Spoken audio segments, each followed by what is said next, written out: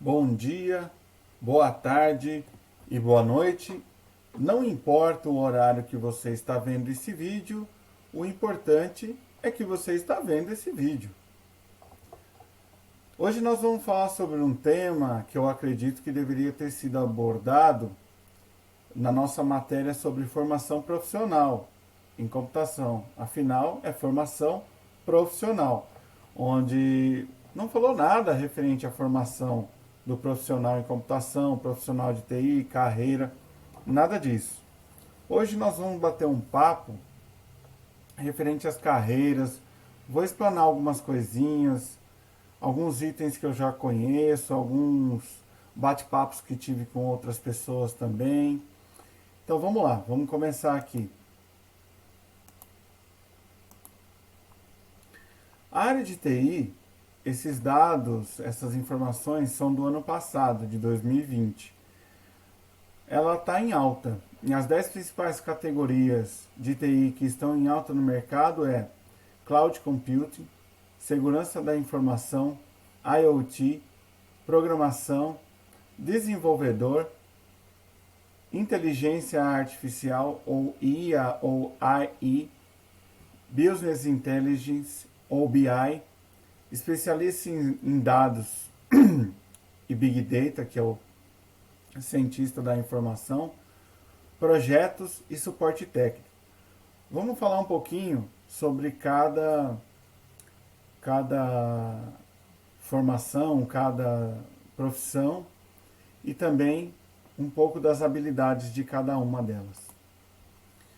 No geral, as habilidades que as pessoas na área de TI precisam ter, seja ela em qualquer profissão das que eu citei, é adaptabilidade, ou seja,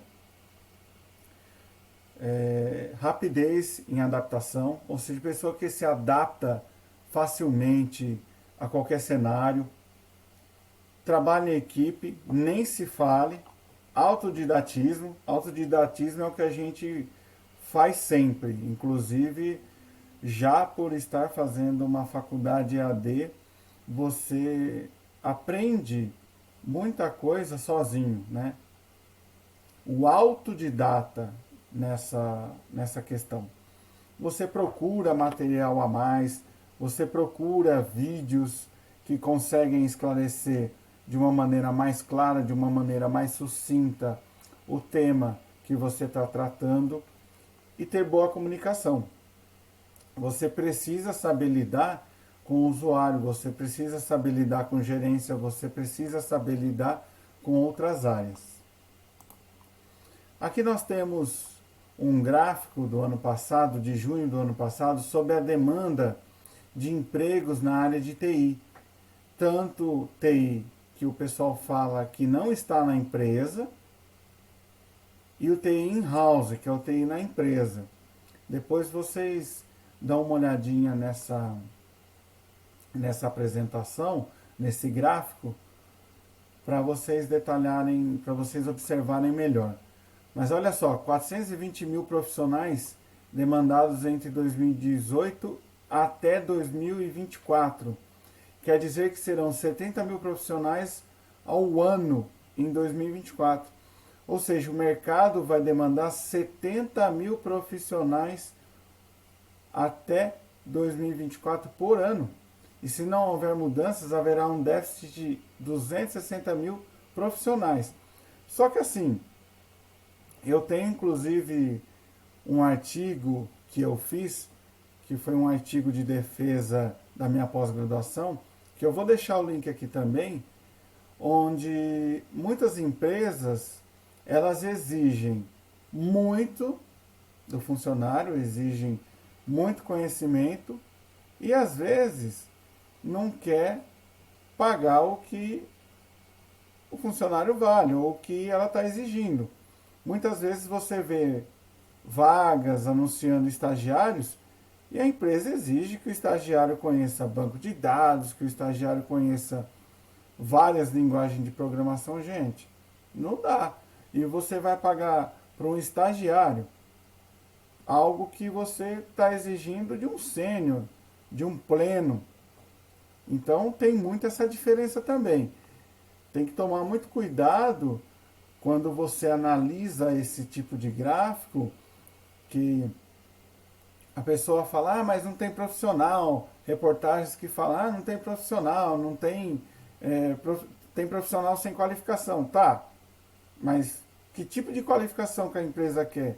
A empresa anuncia uma vaga de um júnior, ou anuncia a vaga de um auxiliar ou de um estagiário, e quer que o estagiário tenha o conhecimento de um pleno, para pagar quanto? Quer que o cara saia formado da faculdade, conhecendo tudo, sabendo fazer tudo. Então, tem que tomar muito cuidado quando você escuta esse tipo de informação ou vê esse tipo de informação, principalmente nos jornais e alguns meios de comunicação, como internet. Tem que tomar muito cuidado e se atentar. Eu vou deixar o link aqui na descrição de do artigo que eu fiz para vocês darem uma lida depois se interessarem. Essas aqui são as tecnologias de transformação digital, o que está movimentando o mercado. Você tem opções em nuvem, que é o que o pessoal fala em cloud, que está movimentando 77,8 bilhões, IoT com 155 bilhões, Big Data 61 bilhões, ó, a IoT aqui, ó, a IoT, já falei, tem um vídeo falando de IoT. Segurança da informação, 8,9 bilhões. Inteligência artificial, 2,5. Robótica, com 23 bilhões. Mídias sociais, ou social, com 9,3 bilhões. Realidade virtual, 6 bilhões. Impressão 3D, que são os hardwares, as impressoras 3D, na qual você coloca o projeto e faz uma xícara, faz um copo, faz um molde, com 0,2 bilhões. Blockchain. Blockchain nada mais é que, a grosso modo, não é a mesma coisa, mas ela é muito utilizada em criptomoedas, que é a maneira como se registra as coisas. É chamado de blockchain. Ou seja, 345,5 bilhões. Ó, IoT aqui, ó. Sempre falei, sempre comentei, ó. IoT. 155,2 bilhões. E aqui vocês podem verificar o crescimento no ano. E esse é o valor que está sendo movimentado. Vou citar um pouquinho de cada uma. Em Cloud Computing, que é a computação em nuvem, que você tem hardware em nuvem, você tem serviços em nuvem, por exemplo, um e-mail. Você pode não contratar um servidor para você montar um serviço de e-mail, você contrata fora. Você pode contratar, por exemplo, da Mave, da Mailmandic, isso é chamado de Cloud Computing. Da própria Microsoft, utilizando o Exchange. Então, são necessários profissionais que consigam acompanhar e garantir o funcionamento dessa tecnologia, que seja eficiente para todos os envolvidos. Às vezes, você pode ter até sistema de backup em cloud, data center, isso é chamado de Cloud Computing. As certificações que geralmente o pessoal pede quando você fala de Cloud Computing é ITIL, o COA, EC-Consil e o COMPTIA. Pois dá uma pesquisada, pelo menos nessas certificações aqui, que são nomenclaturas que você vai se deparar bastante no mercado de trabalho na área de TI. Não digo que você precisa tirar todas elas, mas pelo menos conhecer. Acredito que seja muito importante você conhecer o que é cada uma, o que faz cada uma, o que fala cada uma delas. A segurança da informação. Segurança da informação é quando você tem o quê? Uma mitigação, por assim dizer, que não é que você vai se blindar e nunca vai acontecer. Não é isso, é mitigar. É você fazer o máximo que está ao seu alcance de acordo com o seu budget, que é a sua quantidade de recurso ou dinheiro disponível para você investir em segurança. Os profissionais dessa área têm o objetivo de garantir que todas as iniciativas corporativas sejam protegidas e que nenhum ataque hacker coloque em risco toda a base de dados de informação desse local. Vou dar um exemplo. Se você tem as máquinas da sua empresa com acesso à internet, o mínimo é que você tenha um firewall por trás para que restrinja esses acessos. Não adianta você ter uma empresa, você ter um escritório e não ter nada que proteja essa informação. Simplesmente você pega o link da operadora, coloca no switch e distribui para os computadores. Isso aí é você escancarar a sua empresa para a internet. Se você não tem um dispositivo de segurança na ponta, se você não tem um firewall, você não tem um bom antivírus, você não tem um bom serviço de e-mail, você vai ter problemas. Mas isso levando em consideração também o quanto você tem para investir. Tudo é muito relativo. Existe, por exemplo, firewalls. Tem um firewall que chama Palo Alto, que é um dos mais renomados firewalls que tem no mercado, e que esse firewall está custando hoje $50.000 de começo. Então, você falar em $50.000, por exemplo, o escritório de advocacia, você acabou de falir o escritório de advocacia. Então tem que tomar muito cuidado. Um escritório de contabilidade.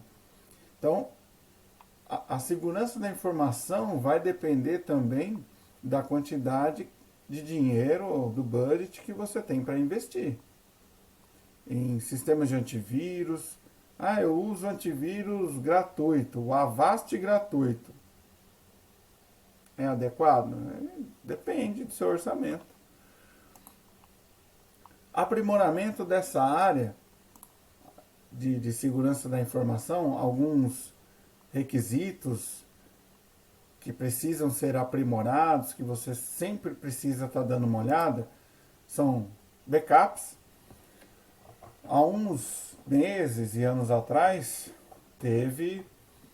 não sei se vocês ouviram falar do WannaCry, de ransomware, o que esse WannaCry fazia? Inclusive teve alguns casos em algumas empresas que o WannaCry, que foi esse antivírus, que foi esse vírus, na verdade, ele chegou nas empresas e ele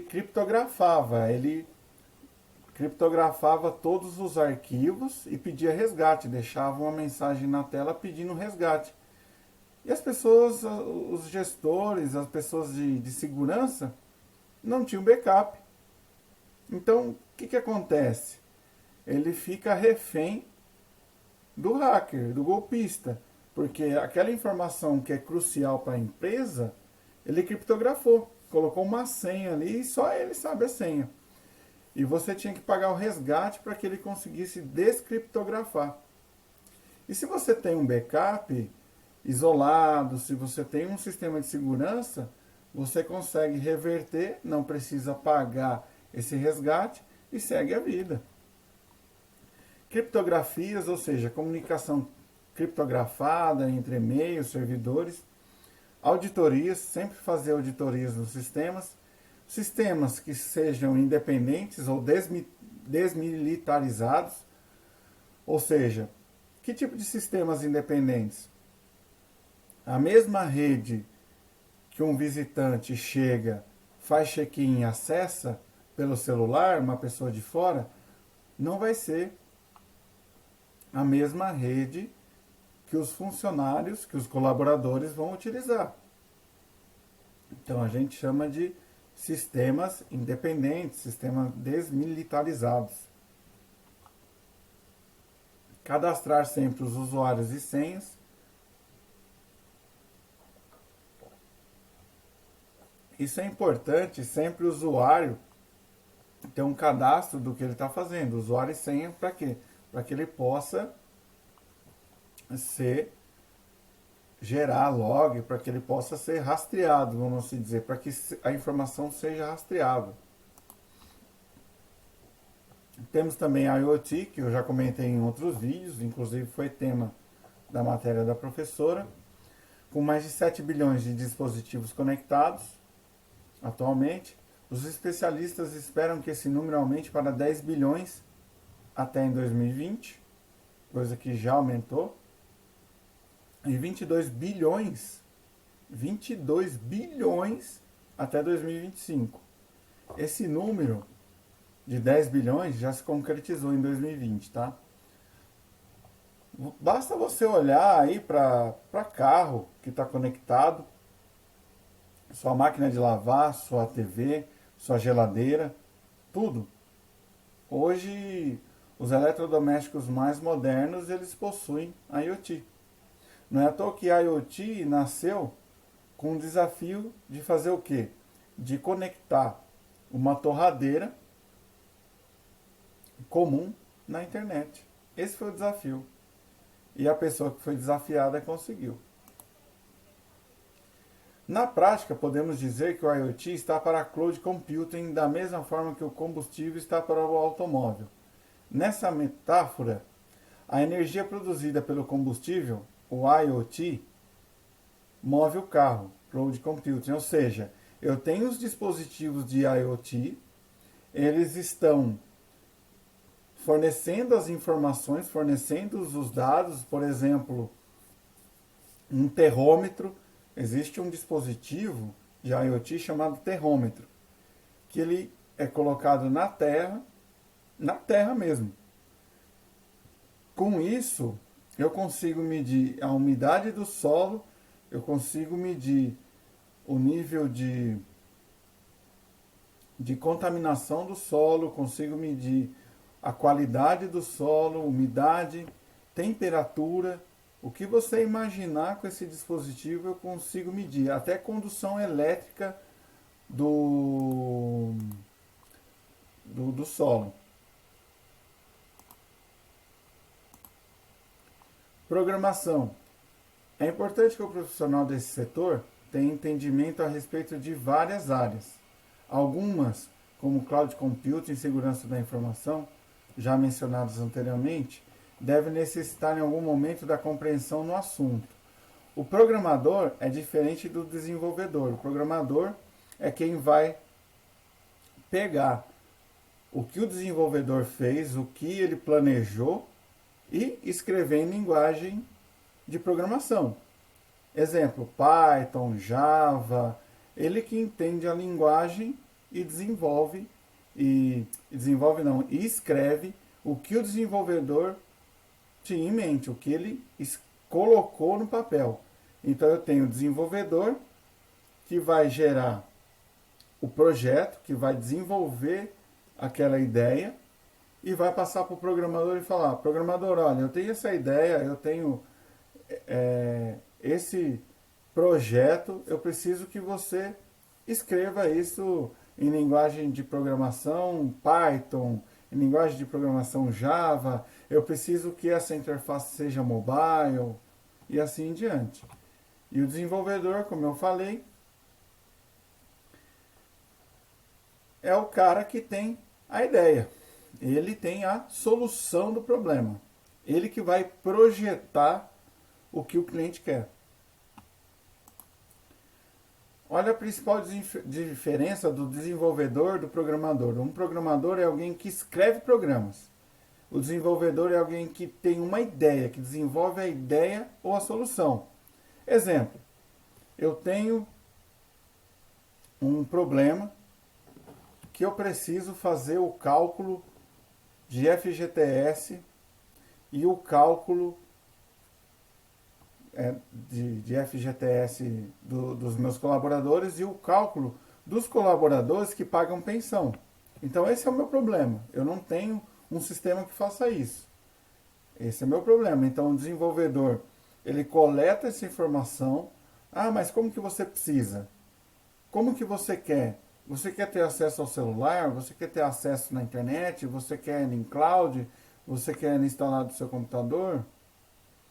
Então o desenvolvedor ele pega todas essas informações, absorve, escreve, anota e passa para o programador para que ele possa transformar aquela ideia em linguagem de programação.